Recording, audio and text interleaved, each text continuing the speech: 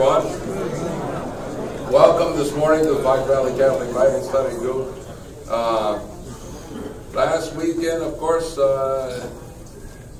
people found their way down, even though we had our big rummage sale going on upstairs. Over $81,000, I think, they grossed. Very good. Dorothy Bester and her crew sold almost $2,000 worth of bakery. You didn't take any of the leftovers from here, did you? Oh, all right. Good. I think we got a cupcake left. So thank you very much, all those who supported us and so on. And you may have noticed on the signs on the doors, the next thing coming up, the Thompson Center on Lourdes, the senior center that's upstairs on the top floor, they're going to have a corn roast on Tuesday coming up. Tuesday, not this week, but the 22nd. They'll have music and corn roast and hamburgers and all kinds of, like a little parish picnic to thank us for welcoming them here. So you don't want to cook on a Tuesday night, come on over for a corn roast and a hamburger and listen to some music. We really appreciate that. Let's start this morning, first Friday morning that it is, in the name of the Father and the Son and the Holy Spirit. This is entitled Open Hands. Loving God, your hand is open wide to satisfy the needs of every living creature. Fill our hearts with a compassion like your own, that we may faithfully serve you by responding to the needs of those whom it would be easy for us to forget. And in this and every land, break down the barriers of ignorance, indifference, and greed, that the multitudes that hunger may share in your bounty. We ask this through Christ our Lord. Amen. In the name of the Father, Son, and Holy Spirit. Amen. That's from the Bishop's Department of Education for Justice. So I mentioned that it is the first Friday, and we will not have Eucharistic adoration here this morning for the first Friday. Sometimes we do take off in the summer months, but I do have a funeral at 11 o'clock with visitation starting at 9:30, and that's the main reason. There will be Eucharistic adoration over at Sacred Heart, our sister parish. Maybe some of your own will have it as well. So take advantage of that if you wish.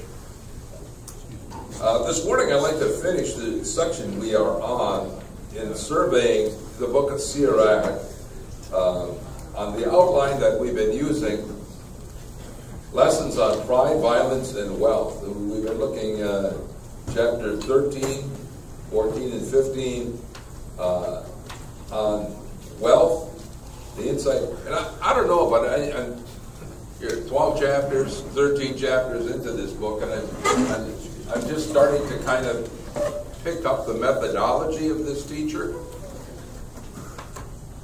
And I haven't thought a whole lot of it, but I just noticed it early this morning before the sun came up. There's kind of a pattern that he uses. And I pointed out last time, towards the end of chapter 13, he uses illustrations from nature, almost like Aesop's fables, that we find in Aesop's fables. I indicated I did a little research on Aesop's fable. Would he have known about Aesop's fable? And Aesop, the fabulist, actually predated Sirach by a couple, maybe 300 years. So if he was trained in classical Hellenistic education. I mean, Ben Sirach, not only the son who completed this, but the old grandpa that first put these down, he would have had that experience of presenting examples like Aesop did, with lessons at the end. Although here usually, and it's just starting to pop out to me, when he starts a new section, I pointed out before, when he starts a new section, you can tell a new section or a new lesson because it usually begins, my son. Remember I said that? So we kind of look for that, my son, it's the start of a new lesson. And oftentimes, he starts with a theme statement almost.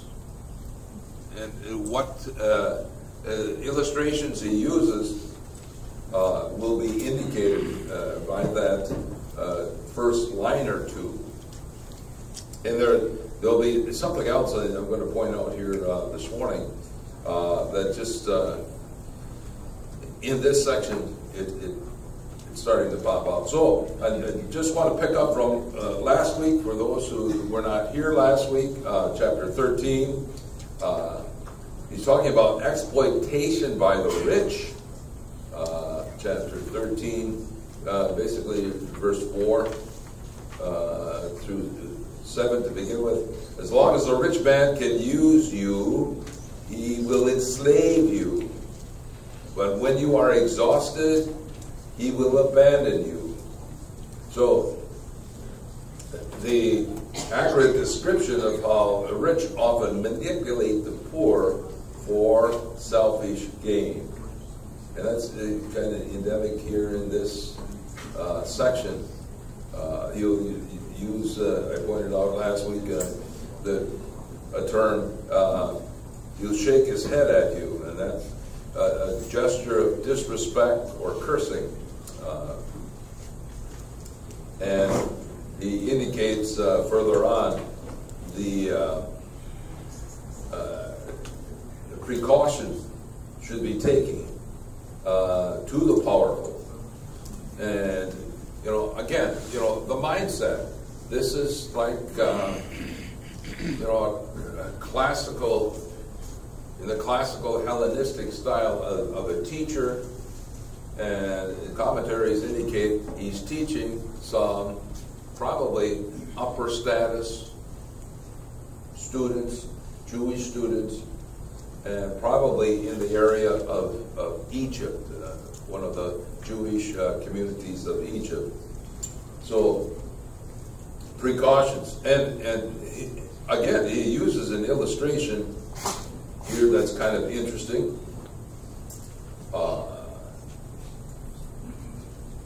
Verse 14. Start with first word. Every living thing loves its own kind. Every man, a man like himself. Every being is drawn to his own kind. And with his own kind, every man associates. And then here's one of those things where it sounds almost like Aesop fable, because he's using, for examples of this, and he'll do this in contrast. That's another teaching technique that he uses. So from nature, every being is drawn to its own kind. With his own kind, every man associates. 16. Is a wolf ever allied with a lamb? So it is with the sinner and the just. Can there be peace between the hyena and dog? Or maybe the rich and the poor? Can there be peace? Lions' prey are the wild asses of the desert. So too, the poor are feeding grounds for the rich. Kind of interesting that he uses those nature comparisons, which evidently the folks would have understood, these animal imageries and so on. And, they're diametrically opposed. The illustration he uses with a hyena and dog you have to keep in mind, the pastoralists, those who tended flocks of sheep and goats, they had dogs back then too. Yeah, they were called sheepdogs. Yeah, they were sheep. But hyenas were prey that would prey upon the sheep, and the dogs would be like guard dogs of the flocks and so on, and notify the owners of the flocks when hyenas were around. Lions. So we get an indication of what did lions eat? Wild asses.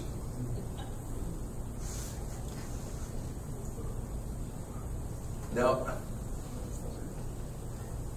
we're talking about animals here. I don't know. Don't think of, trying to humanize it, okay? Actually, there's a significant principle he's getting across with these illustrations. And the principle is an illustration, association with equals. The poor and the proud rich do not make good companions. They are not good companionship. So, and if he's talking to like upper status students, it's an interesting lesson he's trying to get across. Stick with your own kind.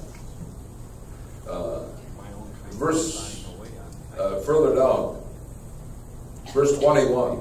Many are the supporters for a rich man when he speaks. Though what he says is odious, it wins approval. When a poor man speaks, they make sport of him. He speaks wisely, and no attention is paid to him. So, subtly he's saying that even the poor can have wise things to say. Versus in contrast to rich people who just spew out all kinds of things, and things that maybe the hearers don't like to hear or odious to them. Further 22. A rich man speaks, and all are silent. His wisdom they extol to the clouds, but a poor man speaks, and they say, "Who is that?" And if he slips, they cast him down. Wealth is good when there's no sin, but poverty is evil by the standards of the proud.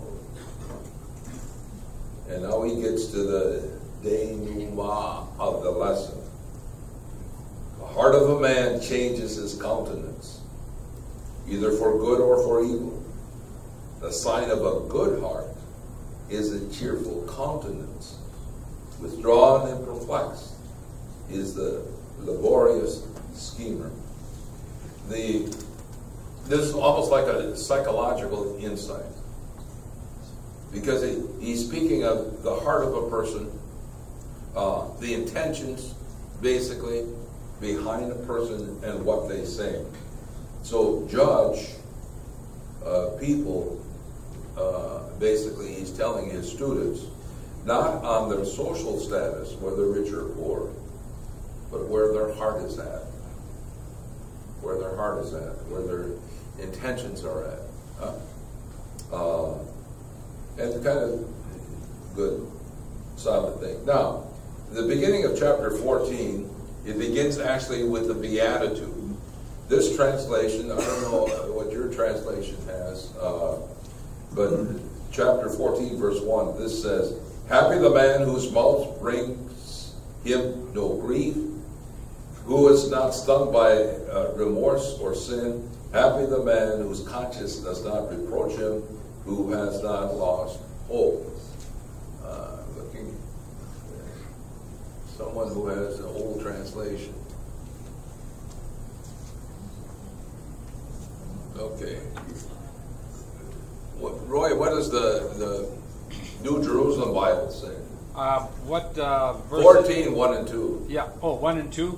Wealth Wealth is not the right for the niggardly, and what use are possessions to the covetous? How about just before that, the lines just before that? Blessed is anyone who has not sinned in speech, and who needs feel no remorse for sins. Blessed is anyone whose conscience does not reproach him, and who has never given up hope. I was just reading the footnote on that. Yeah. So, beatitude. We talked about the Beatitudes, huh? He's more saying that he's almost going ahead of the Sermon on the Mount. Well, we can make that comparison, and what I want to really point out here is the word in Hebrew can be translated either happy, Yep. like in the New American Bible, or as in the Jerusalem Bible, blessed.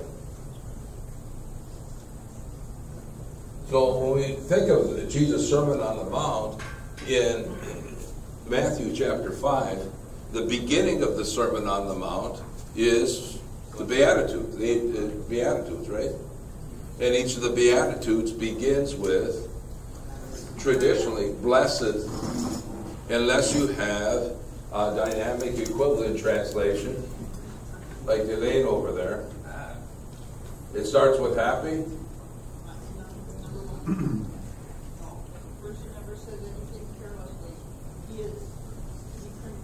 Okay, look at the lines before that.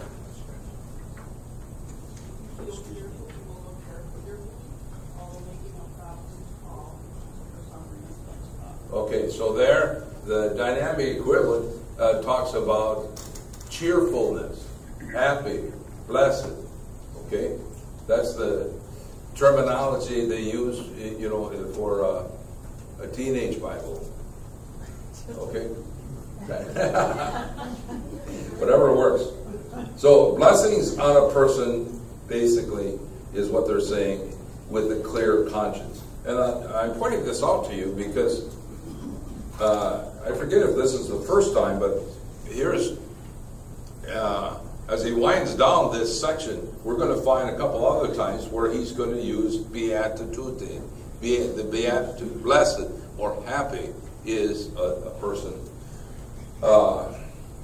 And to indicate to you, when Jesus starts off the Sermon on the Mount with blessed are the peacemakers, blessed are, and so on, that style was already present at least 200 years in Hebrew literature before Christ. So it wasn't unique to Christ. Now, going on in chapter 14, he talks about the use of wealth. And verse 3, although some of you, the verses might be a little bit off, but verse 3, your Bible might be 2 and so on. Wealth, ill, becomes the mean man, and to the miser, of what use is gold? Verse 4, what he denies himself, he collects for others, and in his possessions a stranger will revel.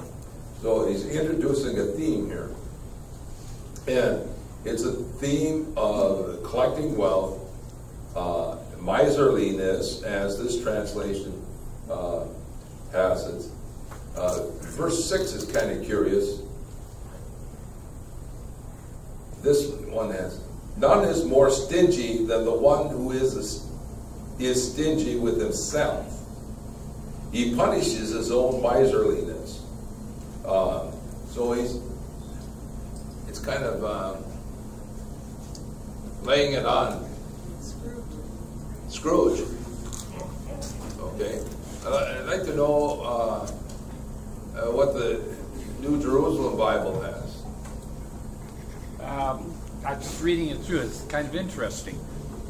No one is meaner than the person who is mean to himself. This is how his wickedness repays him. If he does any good, he does it unintentionally, and in the end he himself revels his wickedness. Wicked the person who has an envious eye, averting his face, and careless of others' lives. That's what I said. It's kind of an interesting Yeah. Conjugation. Yeah, it's almost like they're talking about an entirely different subject. Right. Yeah, the way that translation comes off. So, but we miserliness. What did Jesus teach? Let's take it to another. What did Jesus teach? In the Gospel of Luke, chapter 12. Let's take a look at that real quick.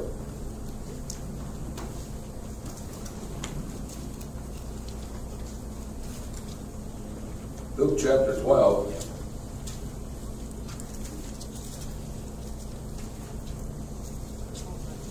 Verse 13 starts with something that came up from the crowd. Someone in the crowd said to him, "Teacher, tell my brother to share the inheritance with me." Jesus replied to the friend, "Who appointed me as your judge and arbiter?" Then he said to the crowd, "Take care to guard against all greed. For though one may be rich, one's life does not consist of possessions." Then he told them a parable. And it's a parable we're familiar with. I think we had a couple of weeks ago of a rich man who produced a marvelous harvest, and he tore down all his barns and built bigger barns and thought he was all secured for the future, right? And then that night, he died. So, thus it will be, he concludes verse 21 from that parable. Thus will it be for one who stores up treasure for himself, but is not rich in what matters to God. So,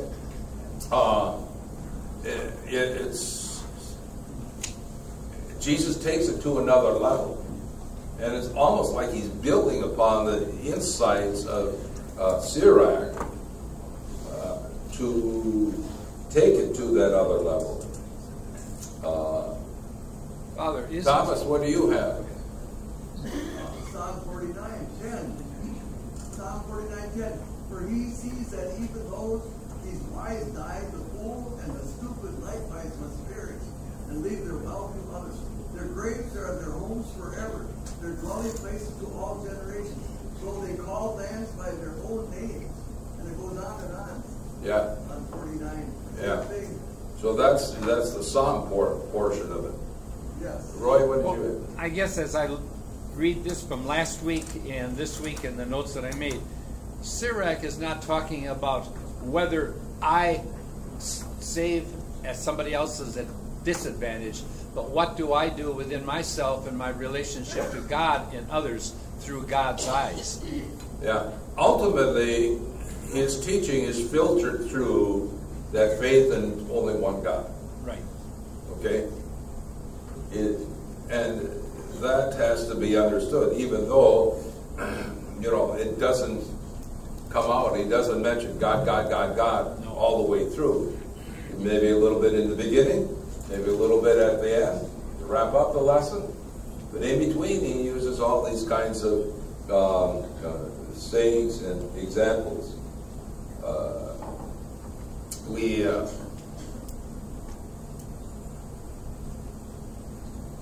Let's see, whatever. Now, make no mistake about it.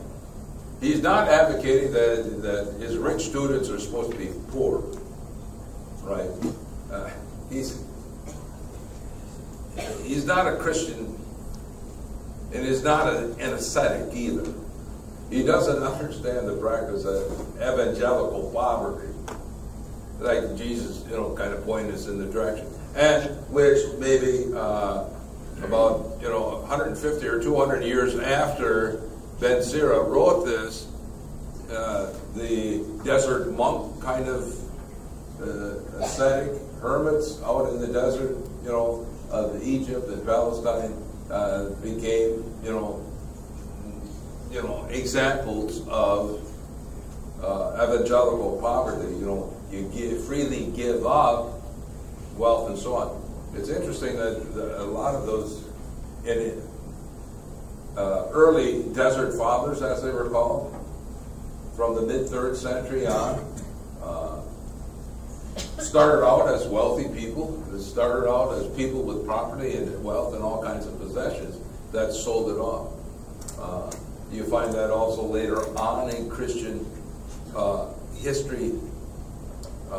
Benedict, for instance, the founder of the Benedictines, was wealthy. He took care of his family and brothers and sisters, sold off most of the other stuff and started the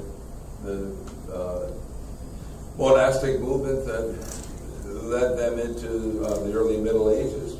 So when I say Ben Sirach is no practitioner of evangelical poverty, freely giving up wealth and possessions for the sake of God and heaven and so on. That's not part of the mindset, even though we have these examples in our tradition, Christian tradition. So if we look a little bit further, verses 8 and 9. In the miser's opinion, his share is too small. He refuses his neighbor and brings ruin on himself. Verse 10. The miser's eye is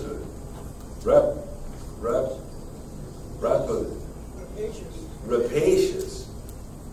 There's some words that they didn't teach me at Dartwood Tech. Rolly probably knew it, my classmate here. That's because he was always smarter than me. I tried to cheat off his paper, but he was sitting behind me. It was kind of hard to turn around. Yeah, you sat behind him. Rolly said that part is true. Not allowed to cheat. You don't know. Just where he sat. So a miser's eye is rapacious for bread, but his own table he sets it. But on his own table he sets it stale.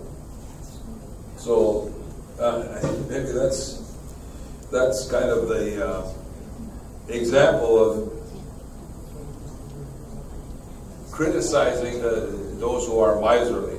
And then as his method is, verse 11 starts, my son. So you hear, now pay attention. Now pay attention. Okay, here's the next one. So he begins the comparison part.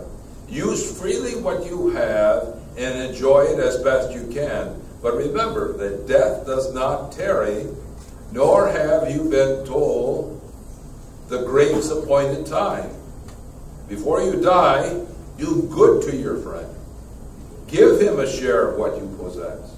Deprive not yourself of present good things. Let no choice portion escape you. Will you not leave your riches to others, and your earnings to be divided by lot?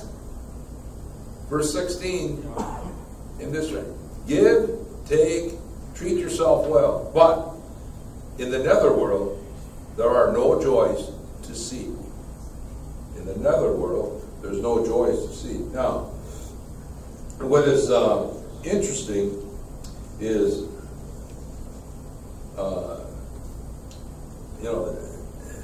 there's parts of this sound almost like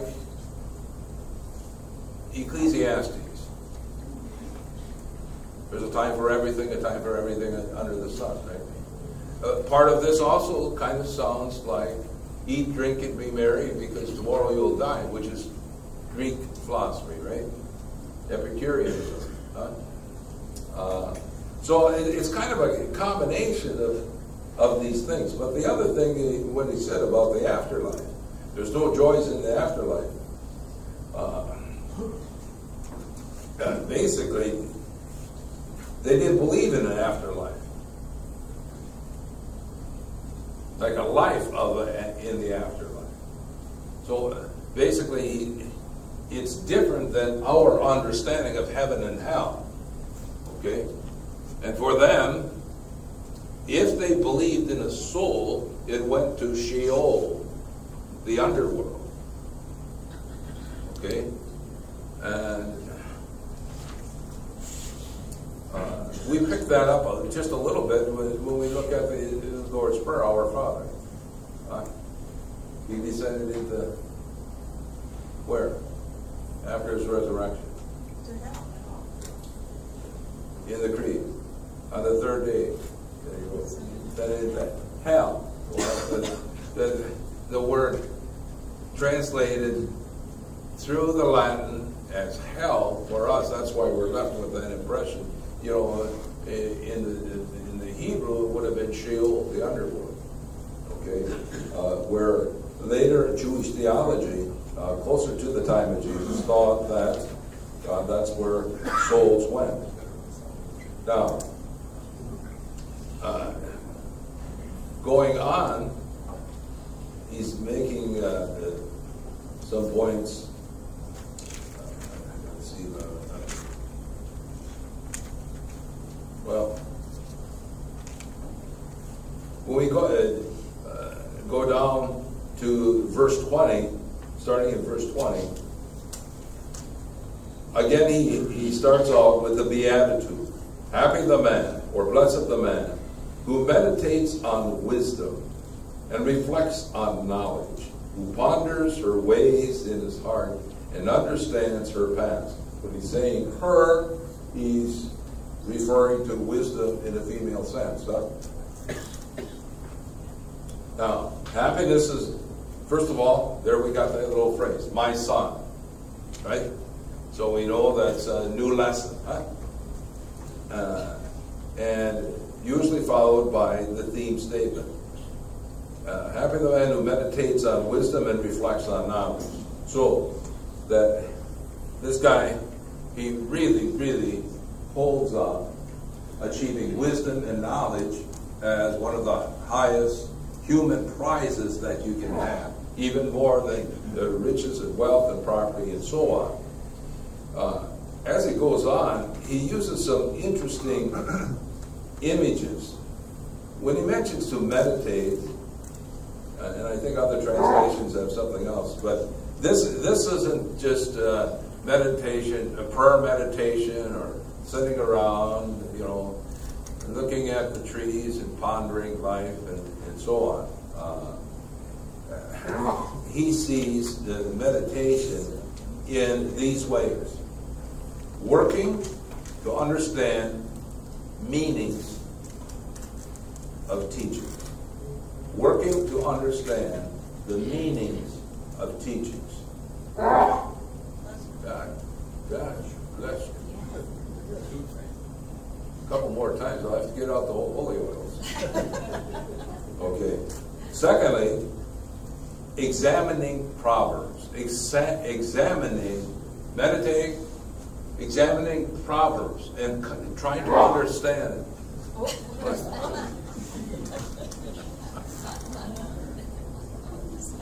Allergy season. Thirdly, meditate on human experiences. And looking at human experiences and drawing, you know, your lessons from them. Now, his next section is kind of interesting. Because he uses something to really get his students' attention. Now, stop to think. If you're teaching a class of maybe teenagers, especially if they're boys, because chances are that he was teaching all males, and they're sitting there, and you think they're paying attention, but they're going like this. They're not nodding agreement. Okay? They're nodding off. Huh?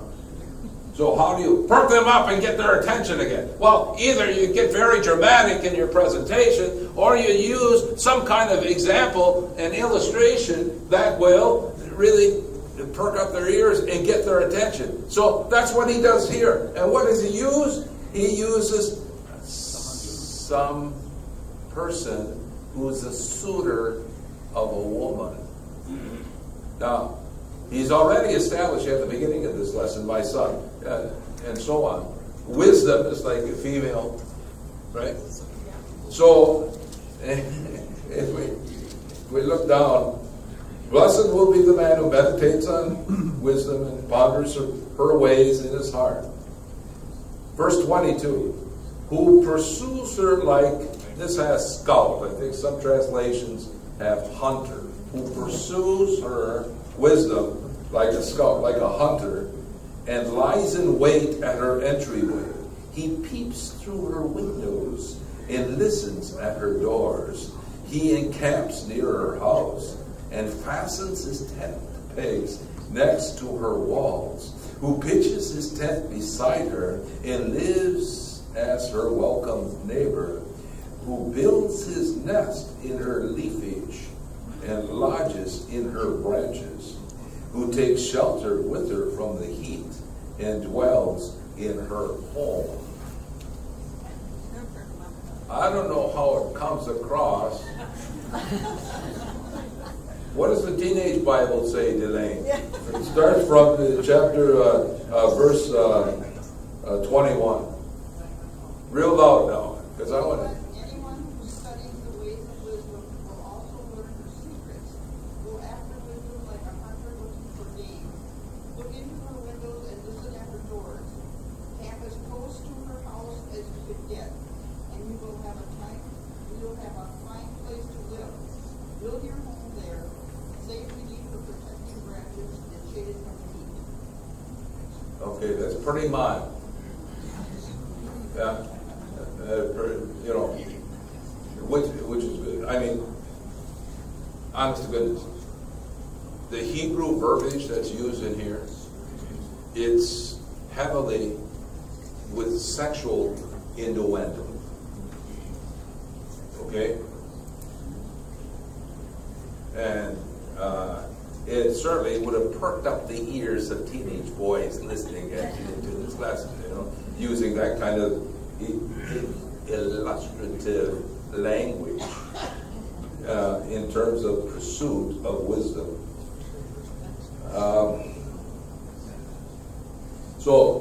And he said, you know, blessed will you be, or happy the man. Yeah, right. Teenage boys, they could do that, they would get real happy. Today you should get a restraining order. Today they get a restraining order. Good point. Good point, Deacon Maury. Yeah. So, now, going into chapter 15, we're moving right along here this morning. And this chapter 15 begins lessons on good versus evil, as well as free will. And so, interesting imagery that he uses at the beginning of this section. He's speaking, first of all, he's making the identification, the practice of the law, the Mosaic law, is real wisdom. You come to real wisdom, right? And then he talks about that kind of wisdom flowing from God's law is mother-like, or bride-like, or like a sister. And so we look, he who fears the Lord will do this. He who is practiced in the law will come to wisdom. Mother-like, she will meet him. Like a young bride, she will embrace him. Nourish him with the bread of understanding. Give him the water of learning to drink. He will lean upon her and not fall. And he will trust in her and not be put to shame. She will exalt him above his fellows. In the assembly, she will make him eloquent. So, we're going to stop right there. Using this female motherly image. There's very few times that this author praises women. All right? Here's one of the few times. And I suppose one could make the point, he does so because the author had a good relationship with his mama.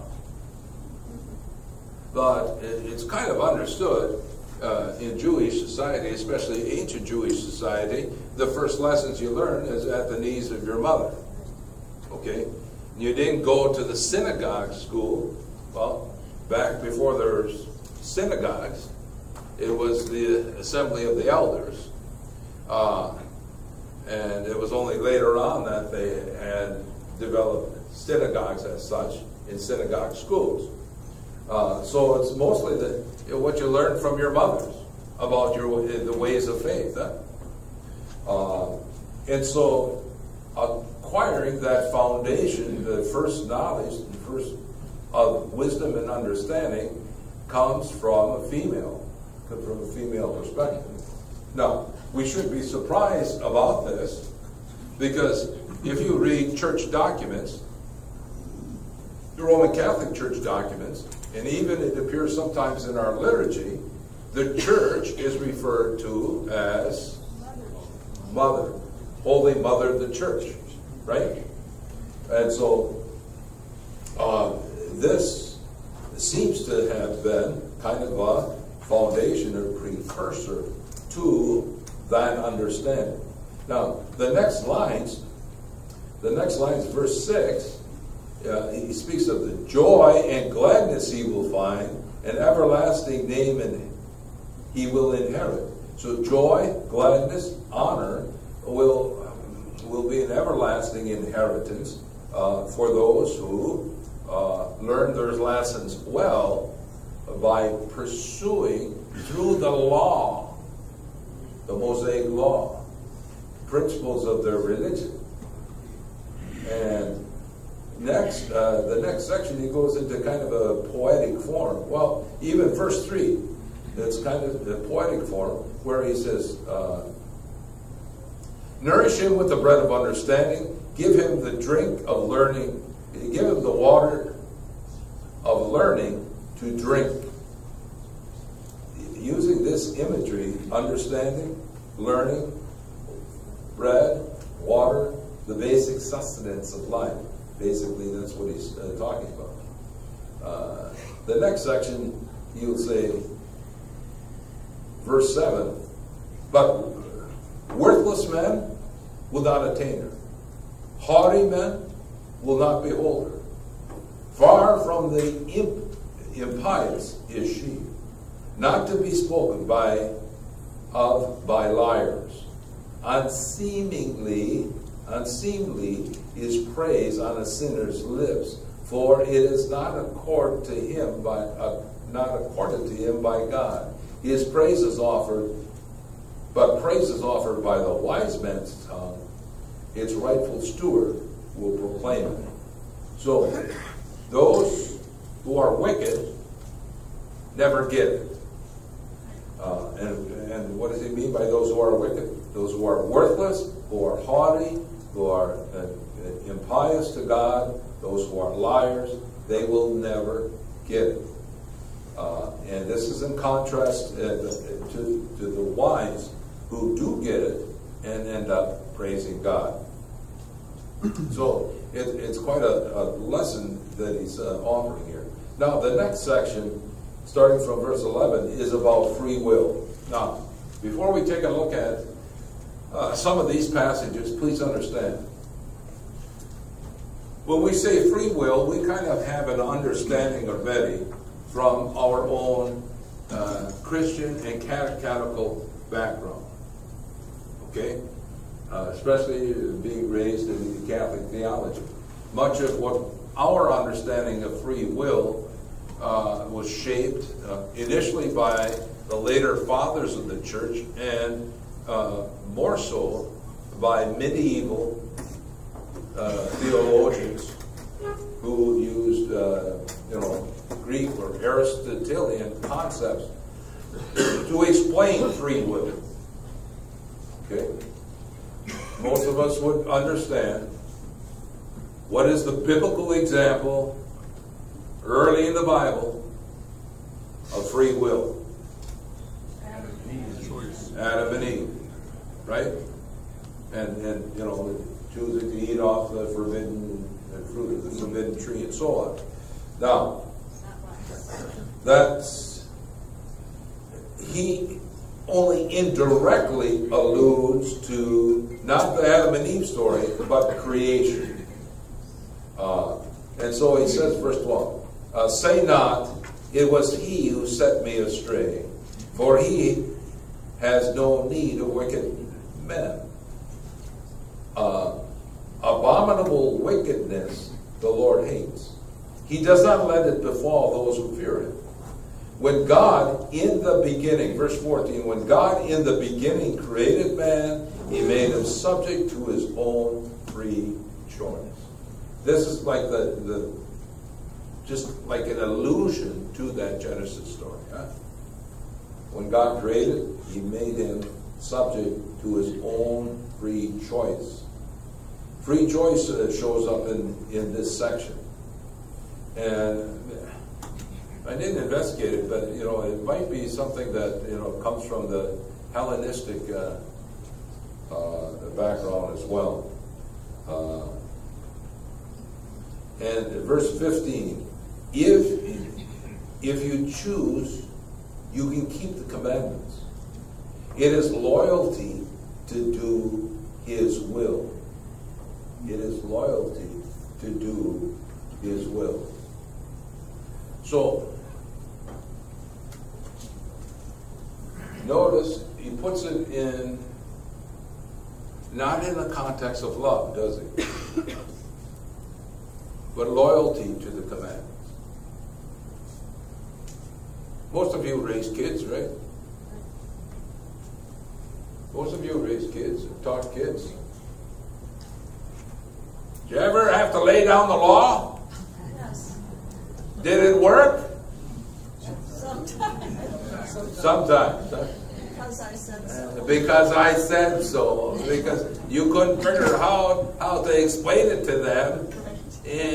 And you probably figured by that time they were so worked up emotionally they wouldn't understand you anyhow. Why you said that. And of course they were teenagers, so they weren't smart enough to ask you the right question to get to your understanding.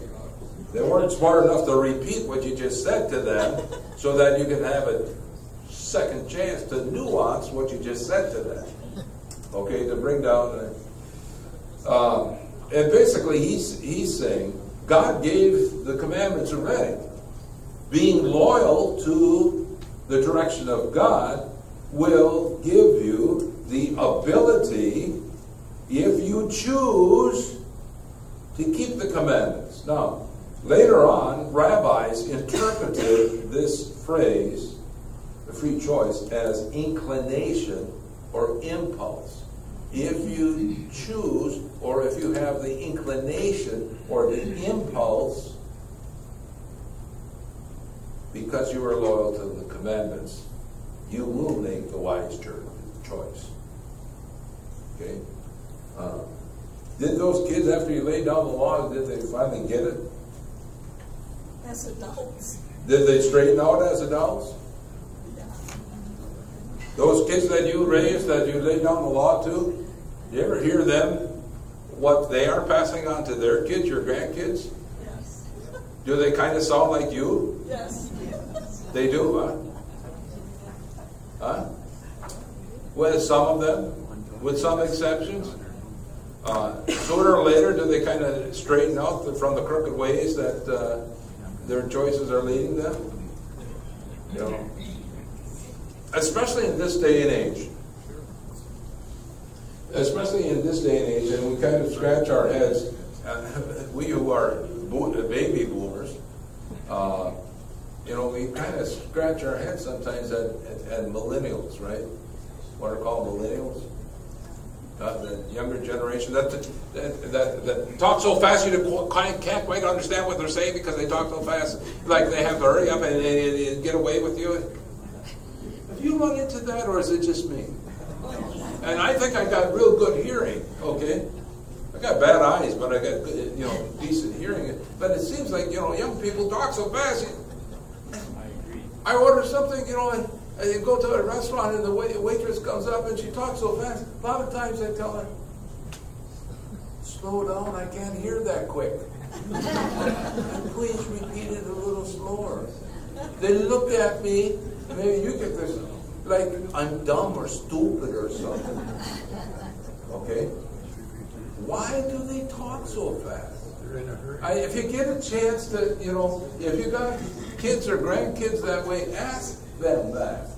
Catch them in the act and ask why they, express themselves in such ways that you can't understand because they're talking so fast. Now, back here.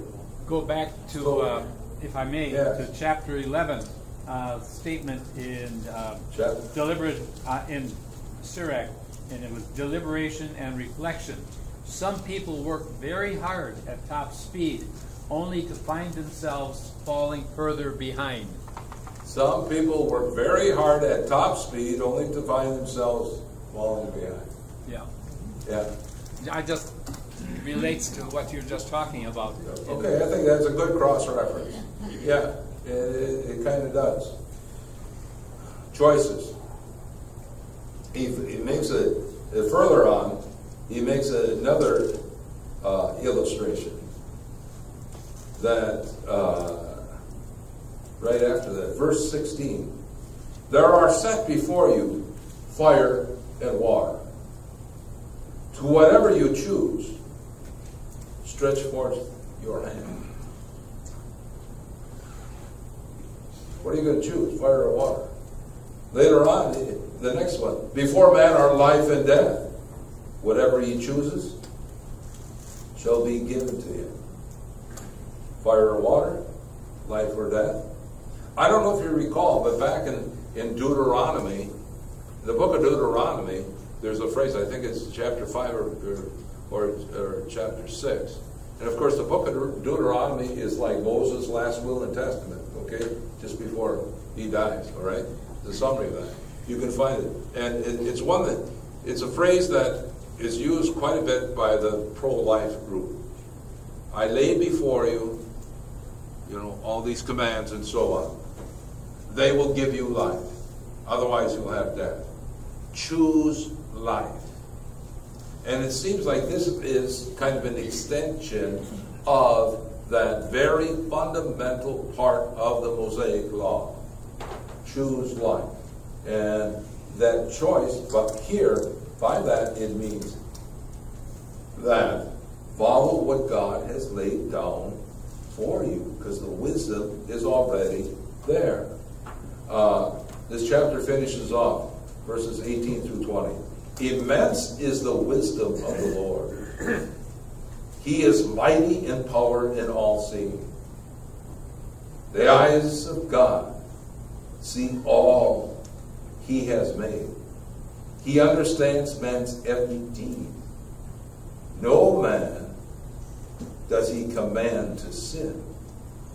To no one does he give strength or lies. So he finishes up this lesson on free will and choice. And, basically here he's saying, don't blame God for the irresponsible choices that you make. Don't blame God. How can God let that happen? Don't blame God for those choices. And sometimes, like in this day and age, people become victims of other folks' evil choices. Okay? I don't know about you, it breaks your heart when you find out that an elderly couple got smacked into by some, younger person driving recklessly.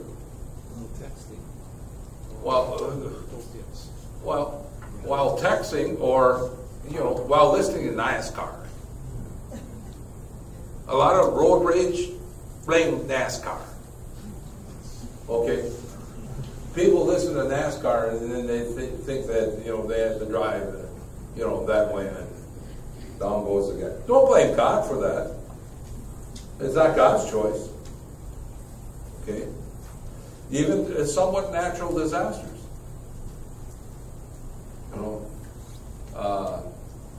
Don't blame God for the choice of building a village on the foot of a porous mountain that ends up having a landslide and, buries you and so on. God is not responsible for men's choices, but the reward and punishment that results. Even though God is all powerful, He does not command sin. Even though God is all powerful, He does not command people to sin in wickedness. That's always a person's free will, free choice. Thank you very much for coming, everyone.